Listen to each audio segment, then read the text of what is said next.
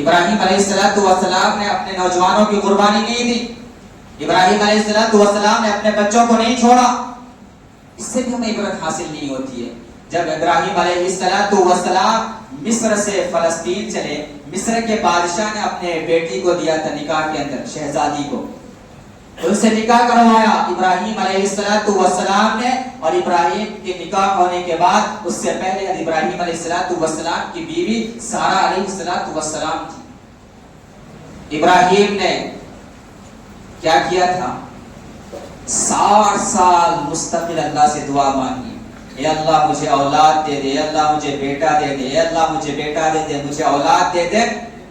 یہ تو اس کو پتا چلے گا اہمیت، جس کے پاس اولاد نہیں ہے، جس کے پاس لڑکا نہیں ہے، وہ کتنی دعائیں مانگتا ہے.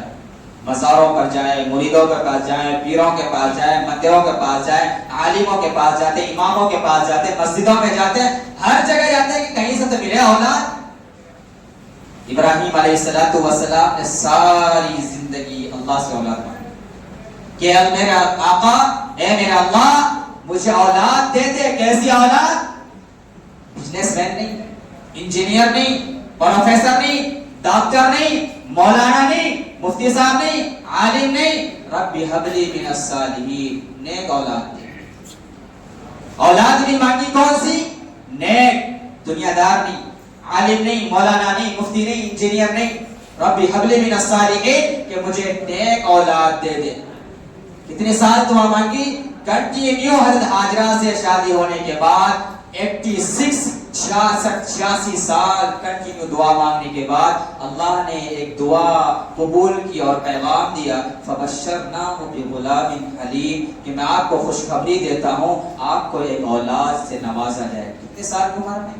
86 سال کی عمر میں. جب بڈھا ہو جائے، ہاتھ بھی کام نہ کرے، اس وقت اولاد ہوئی.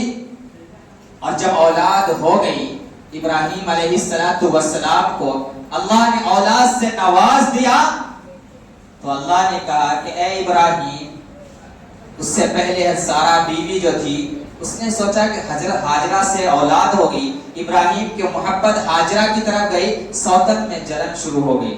ابراہیم سے کہا سارہ نے کہ اسے مجھ سے جدا کرو، اسے الگ کرو، ہم ساتھ نہیں رہ سکتے. بار بار ابراہیم سے کہا، اور اللہ کی طرف سے بھی پیغام آیا کہ ابراہیم حضرت ہاجرہ کو الگ کرو، اپنے اولاد کو الگ کرو، اپنے سے جدا کرو. ابراہیم علیہ السلام نے جبرائیل سے کہا کہ کہاں کیسے کروں؟ اللہ نے کہا کہ جو میں کرنا چاہتا ہوں، جیسے میں کروں ویسے تم کرو، جس طرح میں کروا رہا ہوں ویسے کرو. ابراہیم علیہ السلام تو تھے صبر کے، استقلال کے پہاڑ، امتحانوں میں آزمائے ہوئے، آگ جیسے تپش سے نکلے ہوئے. تو جبرائیل نے کہا آؤ چلو ساتھ میں.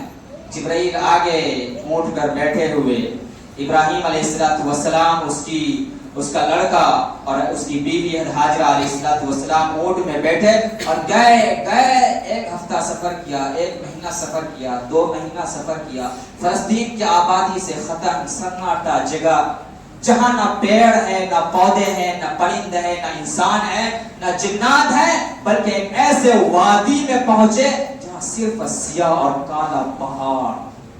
نہ پانی کا انتظام، نہ انسان کا پتہ، نہ جانوروں کا پتہ، نہ پرندوں کا پتہ، نہ ہریالی کا پتہ، بلکہ پہاڑ ہی پہاڑ ہے، سناٹا، مکے کا وادی. اور جب ایک پہاڑ کے بیچ میں پہنچے، ایک خشک وادی میں پہنچے جہاں چاروں طرف پہاڑ، ایک طرف صفا، ایک طرف مروہ، ایک طرف جبل قیس، ایک طرف جبل ہندیہ، چاروں پہاڑ کے بیچ میں ایک میدان. جبرائیل نے کہا یہیں روکیے. وہاں لے کر گئے ابراہیم علیہ السلام اور اس کی بیوی کو، اور جبرائیل نے کہا کہ بیوی کو اور اپنے بچوں کو یہیں چھوڑ دیجئے، دل پر ہاتھ رکھیے. اس نے اولاد کی تمنا کی، اولاد کی دعائیں مانگی، اور جب اولاد ہوئی تو ابراہیم سے کہا کہ اپنی اولاد کو کہاں چھوڑیے جہاں نہ انسان ہے، نہ جنات ہے، نہ کھانے کا کوئی چیز ہے، نہ کوئی اسباب مہیا ہے، نہ وہاں چرندہ ہے، نہ پرند ہے، نہ چڑیا ہے، نہ چوٹی، کچھ بھی نہیں، کالے پہاڑ. ابراہیم علیہ السلام جب آگ میں ڈالے جا رہے تھے تو اس وقت فرشتے بھی آئے، میکائیل بھی آئے, جبرائیل بھی آئے, کہا کہ مدد کرنا چاہتا ہوں. تو اس وقت ابراہیل نے کہا حسبی اللہ و نعم الوکیل, کہ اللہ میرے لیے کافی ہے. اس وقت اللہ کے سامنے کوئی چیز نہیں کہا, الفاظ نہیں نکالے اپنی زبان سے کہ مجھے آگ میں کیوں ڈالا جا رہا. لیکن جب اولاد کو چھوڑ رہے ہیں, بیوی کو چھوڑ رہے ہیں, تو اس وقت کہہ رہے ہیں اللہ یہاں چھوڑو اپنے اولاد کو. یہاں تو نہ انسان ہے, نہ اسباب زندگی ہے, نہ یہاں ہری بھری چیز ہے, بلکہ پہاڑ ہے, اتنی تپش دھوپ, اتنی گرمی, یہاں میں کیسے چھوڑوں اولاد کو. ابراہیم علیہ السلام نے اپنی بیوی کو چھوڑا, اپنے اولاد کو چھوڑا. جبرائیل نکلے وہاں سے, ابراہیم علیہ السلام چلنے لگے. بیوی اور اس کا لڑکا جو گود میں معصوم سا بچہ ہے, بیوی اس کے پیچھے جا رہی ہے. اور 3 میل جانے کے بعد ہاجرہ نے کہا کہاں جا رہے ہیں آپ مجھے چھوڑ کر. ابراہیم نے کوئی نہیں جواب دیا. کہا اللہ امرک, کیا اللہ کا یہ حکم ہے. ابراہیم علیہ السلام نے گردن ہلایا کہ ہاں. اپنے اولاد کو بھی دیکھ نہیں سکتے, بیوی کو دیکھ نہیں سکتے کیونکہ چھوڑ کر جا رہے ہیں. اگر دیکھا آنکھوں سے آنکھیں مل گئی تو محبت میں, پیار میں, اولاد کی شفقت میں کہیں پگھل نہ جاؤ کہ اللہ کی امتحان جو لے رہا اللہ اس سے ہم ہرپ نہ جائیں. دیکھا ہی نہیں اپنے اولاد کو اور چلے گئے پہاڑ کے پار کیا پہاڑ کو. جب دوسرا وادی آیا, آنے کے بعد اللہ سے دعا کی ربنا اننا سمعنا منادی ینادی ربنا انی اسکنت من ذریتی بواد غیر ذی زرع عند بیتک المحرم, کہ اللہ میں نے اپنی اولاد کو, اپنی خاندان کو ایسی جگہ چھوڑ آیا تیرے حکم پر کہ وہاں نہ اسباب زندگی ہے, نہ انسان ہے, نہ جنات ہیں. ذرا سوچو تو صحیح, ابراہیم تو اپنے گھر جا رہے ہیں, وہاں فلسطین میں آبادی ہے, پانی ہے, وہاں اس کی ایک بیوی بھی ہے سارا. ابراہیم کا تو زندگی گزر جائے گا نا, لیکن حضرت ہاجرہ کو جو چھوڑ کر جا رہے, وہاں معصوم بچہ اور ایک ماں, بتاؤ اس پر کیا گزری ہوگی. کوئی آبادی نہیں, کوئی انسان نہیں, کوئی گزرنے کا راستہ نہیں. بتاؤ اس پہلی رات جو آئی ہوگی, ایک کالی پہاڑ کی سیاہی, کالی رات اور پہاڑوں کے درمیان کی اندھیرا, اس رات کو ہاجرہ نے کس طرح گزارا ہوگا. دلوں میں تصور کرے ذرا, یہ قربانی کیوں لے رہا اللہ, اس رات میں کیا ماجرا ہوگا. چاند نے دیکھا ہوگا کہ ایک ماں اپنے بچوں کو لیے بیٹھی ہے, کون سا ماں ہے. تاروں نے دیکھا ہوگا روشنی کے اندر, بتاؤ یہ ماں جو بیٹھی ہے اکیلی, کس کے حکم پر بیٹھی ہے. فرشتوں نے سوچا ہوگا کہ بتاؤ کتنا بڑا جگر ہے اور کتنا محبت وطن پیغمبر ہے کہ اپنی قربانی کو دینے کے لیے اپنی بیوی کو ایسی جگہ چھوڑ دیا. جب ان کے پاس کھانے کے کچھ نوالے تھے, کچھ کھجوریں تھی, کچھ پانیاں تھی, ہاجرہ علیہ السلام کے پاس, انہوں نے کھایا. 3 دن زندگی گزرے اس پانی پر, اس کھجور پر. پانی بھی ختم, کھجور بھی ختم, تو بچے پیاس کے وجہ سے بلبلانے لگے. ماں کی چھاتی سے دودھ خشک ہو گیا. میرے بھائی اس وقت ماں نے کیا سوچا ہوگا. ساری اسباب زندگی ہی نہیں ہے کسی سے مدد مانگے, لیکن اسے بھی خدا کی قسم یہ پتا تھا کہ یہاں میری مدد کرنے والا کوئی بھی نہیں ہے, کوئی آنے والا بھی نہیں ہے. ہزاروں کلومیٹر فلسطین سے مکہ کا وادی, جہاں انسان و جنات کا تصور ہو سکتا ہے, لیکن ماں بچے کی طرف نے اس کو اتنا دوڑایا کہ صفا مروہ کی چکر لگائی, اور ایک بار نہیں 7 بار چکر لگائی. اور خدا کی قسم وہ چکر اگر سینکڑوں بار لگاتا تو حاجی کے اوپر سینکڑوں بار چکر لگانا واجب کر دیتا اللہ. لیکن وہ 7 بار جو چکر لگائی نا, تو اس کا جو جسم کے اندر طاقت ہوتی ہے وہ جواب دے دیا اور وہیں پڑ گئی.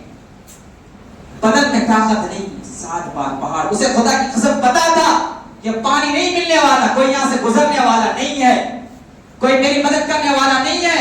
لیکن بچے کی منتا تھی, بچے کی تڑپ نے اس ماں کو پہاڑوں پر چڑھانا مشکل کر دیا. پہاڑوں پر چڑھی, بار بار 7 بار چکر لگائی, اور جب وہ زمین پر گری اور ماں نے تصور کیا کہ میں یہیں مر جاؤں اور میرا بچہ وہیں مر جائے, میں بچوں کو نہ دیکھوں مرتا ہوا اور نہ بچہ مجھے مرتا ہوا دیکھے. جب وہ دیکھا کہ بچے کے سامنے کوئی نوجوان کھڑا ہے, اور وہ کھڑا تھا جبرائیل علیہ السلام.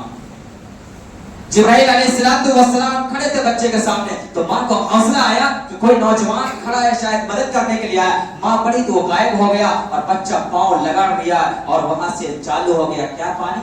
ज़मज़म। माँ ने इब्रानी ज़बान में कहा ज़मज़म रुक जा। आप सल्लल्लाहु अलैहि वसल्लम ने फरमाया अगर मेरी माँ ज़मज़म ना कहती तो वहां समंदर चालू हो जाता, तो वहां से पानी निकला। अरे मेरे भाइयों, अल्लाह को पता था कि मुझे यहाँ पानी से निकालना है, इस बच्चे के एड़ी से पानी निकालना ही है, तो इतनी मशक्कत क्यों करवाया, सफा मरवा की चक्कर क्यों लगाया माँ ने? इसलिए कि कुरान कहता है अलिफ लाम मीम अहसिबन नास अन युतरकू अन यक़ूलू आमन्ना व हुम ला युफ्तनून व लक़द फतन्ना अल्लज़ीना मिन क़ब्लिहिम फलयअलमन्ना अल्लाहु अल्लज़ीना सदक़ू व लियअलमन्ना अल-काज़िबीन। मुझे तो पता चले कि जिसने मेरा कलमा बोला है, जिसने मुझ पर ईमान लाया है, वो सच्चे में मुताबिक मुझ पर ईमान लाया है या नहीं लाया। ये सिर्फ ज़बान से ईमान लाया है, वो अपने ईमान के मुताबिक सच्चा है या नहीं। अल्लाह ने उन इब्राहीम को कहा था अपने औलाद को छोड़ने, आज उसी उम्मत को, उसी वही उम्मत जो इब्राहिम की नक्श कदम पर चलने वाली है, उस उम्मत से नहीं कहता है कि तुम अपने औलाद को पहाड़ों में छोड़ो, बल्कि उस उम्मत को पैगाम दिया कि तुम झूठ छोड़ दो। कहता मेरे झूठ के बगैर गुजारा नहीं हो रहा कोई उम्मत, कहता मेरे हसद के बगैर मेरी जिंदगी नहीं गुजर रही है, अमानत में खयानत के बगैर मेरी जिंदगी नहीं गुजर रही। वो उम्मत कह रही है, इस उम्मत पर ये पूरी दीन टिका हुआ है। आज मैं औलाद छोड़ने को कह रहा, हमसे कह रहा कि झूठ छोड़ दो, चुगलखोरी छोड़ दो, हसद छोड़ दो, कीना छोड़ दो, बुग़्ज़ और अदावत छोड़ दो। हमसे तो इतनी बड़ी कुर्बानी ही नहीं मांग रहा कि अपने औलाद को ज़बह करो, अपनी औलाद को कुर्बानी दो, अपनी औलाद को छोड़ कर आओ। मेरे भाइयों, उस वक्त जब ज़मज़म जारी हुआ और ज़मज़म के अंदर हाजरा ने कहा ज़मज़म के ठहर जा, रुक जा, और वो पानी के चारों तरफ मेडल बना दिया और वो पानी रुक गया।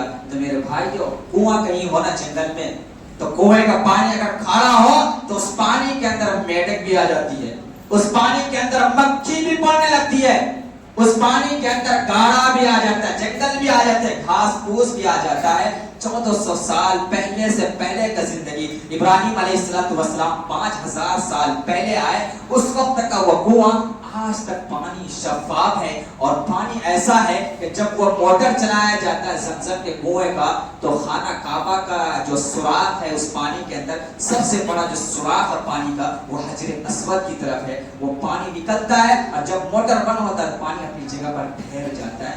आज तक पानी कम नहीं हुआ, हजारों करोड़ लीटर पूरी दुनिया के लोग पानी ज़मज़म लाते हैं, पूरी मक्के के अंदर ज़मज़म की पानी सप्लाई हो रही, आज तक पानी खत्म नहीं हुआ। और अल्लाह ने ऐसे कुर्बानी को पसंद किया कि सारे हाजी पर सफा मरवा का चक्कर लगाना वाजिब कर दिया, और वहां के पानी पीने के लिए हर बंदा तरसता है कि कम से कम ज़मज़म का पानी मिल जाए, ज़मज़म का पानी पी लूं। कोई हाजी जी पानी लेकर आता, नौकरी पानी ना क्यों ना हो, वो एयरपोर्ट से उठाकर क्यों ले आया 2 नंबर पानी, उसको हम ज़मज़म पीते हैं सोच कर कि ज़मज़म का पानी। इतनी हमारे अंदर कदर और